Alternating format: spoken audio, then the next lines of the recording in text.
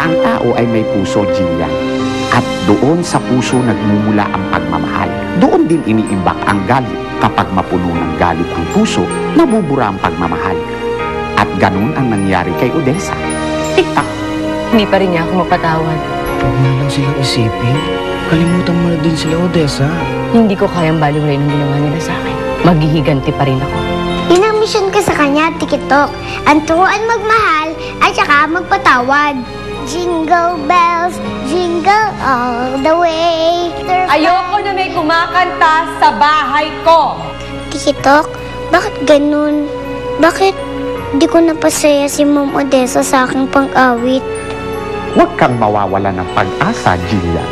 Tiktak. Dahil ang batang gumagawa ng kabutihan para sa iba, aani rin ang maganda. Tiktak.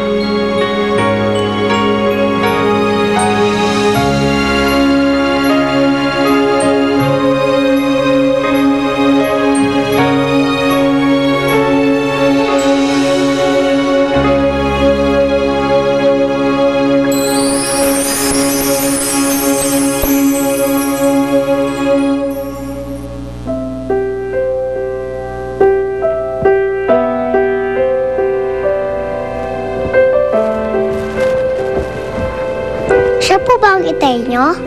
Namimiss niyo na po siya? Hindi. Gusto ko na nga sunugin yung picture na yan eh. Ay, wag po kayo lumaban sa mga matatanda at saka wag po kayo magalit sa iyong itay. Paano mo nalaman na galit ako kay Papa? Sino nagchismis sa'yo? Alam mo ikaw lang ang manikang chismosang nakilala ko. Gusto mo matuwa ako sa'yo? Maglinis ka ng bahay. Chismosa ni bata, chismo. Naiinis mo ba ako?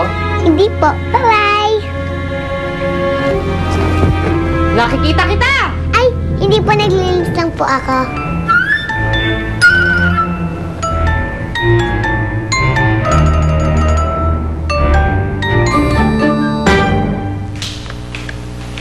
O, nandyan ka na pala. Ano ng balita? Mabuti naman. O, Donya, napahingkas ko na lahat ng cheque mo sa mga galing sa mga dealers natin. Ayan, nalimpak-limpak mo sa lapi. Bakit kasi ayaw pa magbukas ng bank account? Para ano? Para manakawan ako. Suseran to, walang tiwala sa bangko. Alam mo dapat hindi ka basta-basta nagtitiwala. Mahirap na. May pinagkukwentuhan ka ba tungkol sa buhay ko? Chismis? Wala ah. Sigurado ka? Oo naman. Eh, paano nalaman na mahaderang manika na yun tungkol sa tatay ko? Ay, psychic and dull. Pwede kaya ako magpahula sa kanya tungkol sa love life ko? Ang landi mo, no? Ikaw naman. Pero alam mo, napakamahiwaga talaga ng manika na yan. Isipin mo na lang, ha? Tinatarayan ko, pinapalayas ko, pero nandito pa rin siya. Bakit kaya niya ako pinagtsatsagaan? Sige na po, Ma'am Odessa. Pagbigyan niyo na po kami. Hindi naman po kami lalapit kung talagang hindi po kailangan eh. Magtutuition po kasi yung anak ko. Ilang beses ko ho ba dapat sabihin sa inyo na hindi ho ako tumutulong? Eh, maliit lang naman pong halaga eh. Eh, kung gusto mo, iwanan ko itong singsing na to, oh, para may pinanghahawakan ka. At saka pag nagkatrabaho si Roldan, tutubusin ko to, kukunin ko sa'yo. Yan ho bang singsing na yan? Oo. Sa sanlaan ho kayo magpunta, hindi naman ako sanlaan eh. Huwag ka nga nagmamalaki, ha? Pasalamat ka at hindi kita isinumbong sa mga pulis. Nagsumbong ang mga anak ko na pinaputokan mo sila ng baril. Ako ba ho ang isusumbong niyo sa pulis? Eh, yung mga anak niyo hindi tinuturuan ng magandang asal. Trespassing ho ang ginawa nila. Ikaw kasi, sabi ko sa'yo, huwag kang lalapit sa babae niyan. Masyadong madamot. Halika na. Kaya ka kasi nag-iisa. Pasungit ka.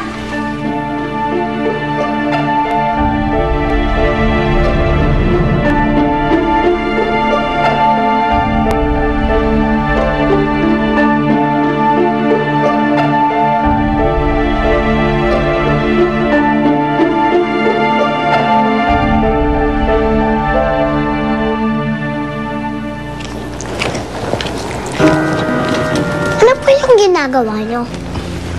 Nagbibilang ng pera. Ano po yung pera? Eh, itong pera, ito yung pambili ng mga gamit, pagkain, at kung ano-ano pa. Kaya pag wala kang pera, mahirap ka. Hamakin ka. Katulad po yung mga babaeng pinaalis po ni Ma'am Odessa? Ay! Bad pala po yun. Kailangan ko po pagsabihin si Ma'am Odessa, huwag po siya maramot. Oy, teka, Jillian! Naku, lagot kang bata. Jillian!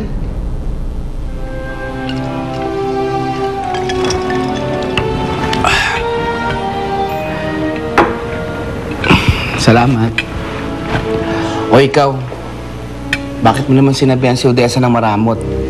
Yan tuloy, wala na siya sa mood ngayon. Totoo naman po ang sinasabi ko eh. Bakit po madami siyang pera? Ba't ko naman sasabihin sa'yo? Hindi naman ako chismoso, no? Pero bilang hindi naman ako malihim na isang tao, magkukwento ako sa'yo. Alam mo, dati hindi naman siya mayaman. Tulad ko. Kasi after namin makapagtapos ng pag-aaral nun, isa lang siyang ordinaryong empleyado. Magkasama kami noon nakapasok sa isang kumpanya. Odessa, Yes! pinabibigay ni Enchong, 3 stick. I love you daw. Ha? Ay, siya.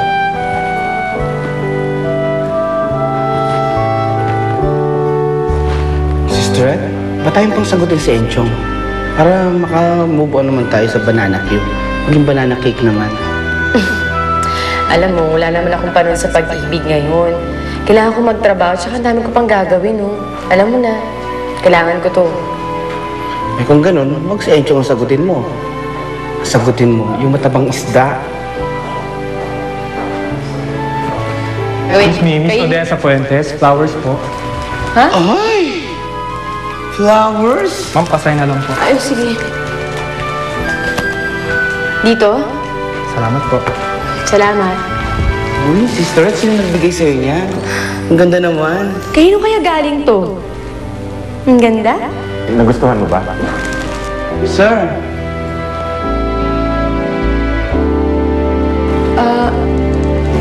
Sir, sa inyo po ba galing to? Nagustuhan mo ba? Naku, sir, nakakaya naman po. Bakit niyo ko binigyan ng ganito? Alam mo, Odessa, huwag mong sir tawag mo sa akin. Jomar na lang. Pero sir, nakakaya po. Baka kung ano isipin ng mga tao dito. Ano nakakaya doon eh? Binata naman ako. Dalaga ka. nagpaka-practical nga si Odessa Jillian. Mas pinakinggan niya ang bulong ng kanyang isip, kaya nagpakasal siya sa isang mayamang lalaking yun.